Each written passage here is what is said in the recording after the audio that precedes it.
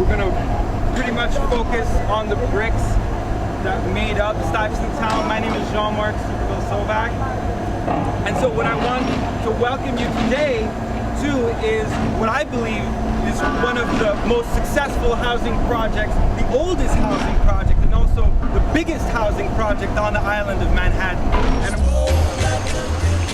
so I wanted to bring mostly your attention to the paving stones that you're standing on, because the paving stones that you're standing on are the last remnants of the district that preceded Stuyvesant Town, the infamous Gas House district that you may have heard of.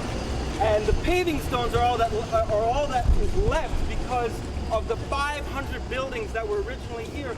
They were all reduced to rubble and used as fill onto which Stuyvesant Town was built. By 1940, the Gas House District was a dirty and unsightly tangle of tenements, factories, and old business buildings, a condemned motion picture, and a few churches. The manufacturer's name. This is the Sutton and Sutterly Brick Company, which is based in Queens, not far from Albany. And this is what was called a frog. 36,500,000 bricks. 36,500,000 bricks. How do you know that? I know that because of the brick and clay record that was dated in 1948 that actually listed the manufacturers and the amount of bricks that were actually used to make. There was enough brickyards, 140 of them, pumping out 250,000 bricks a day. Enough clay, like I said, to make 1 billion bricks. It's the first time the industry hit the 1 billion brick mark. But what is 1 billion bricks? If you were to take each brick and line them up one after another, you could go around the earth 1, 2, 3, 4, 5 times. That's 1 billion bricks. Who are these people? Who are these brickyard workers that made these bricks? Well, if you were a brickyard worker at the time Stuyvesant Town was built, you could have been of Irish extract. The Irish, who are not any strangers to brick. An old timer once referred to bricks to me as Irish confetti.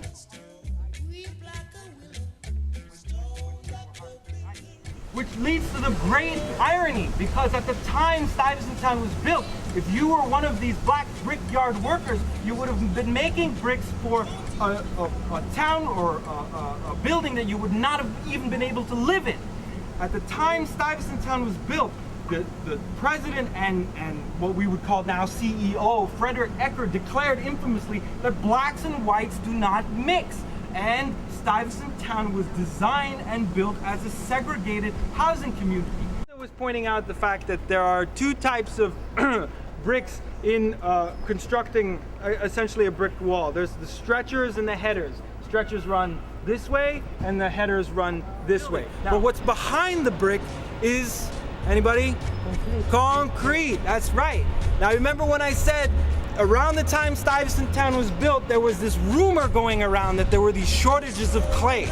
Now there's this conspiracy theory among brick industrialists at the time that this rumor was spread around by the fabricators of concrete, because concrete, it turns out, was a much cheaper and much faster way to produce a building material that could withstand the same type of compressive strength of brick. It was planned from day one that Stuyvesant Town would be 100% fireproof. Follow it all the way up. There's a crack that I'm pretty sure reaches all the way up to the 13th floor. Now, why is this building cracking? I want to assure you that this has nothing to do with the brick. It has nothing to do with the bricklaying. Right? Now, you remember when I said that Peter Stuyvesant III's farm ended at Avenue A. Now that's important because essentially everything after, since that point, has been an extension of the shoreline.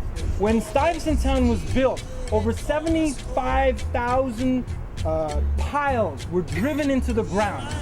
As it turns out, since 1947, I think things have changed a little bit. And if you are one of the residents of Stuytown with an apartment here on Avenue C, it might be a good idea to eventually have a rowboat handy, because this, I'm not, like I said, I'm not an engineer, but if you follow along the edge of Avenue C, every building on the corner has had its bricks replaced because of the shifts in the structure of the building.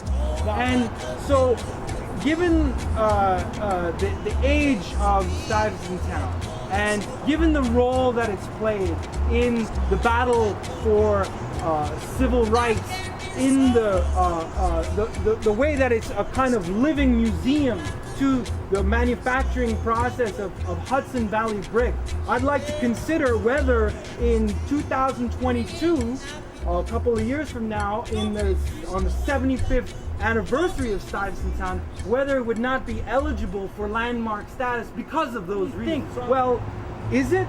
Is it really indestructible? How long will this thing last?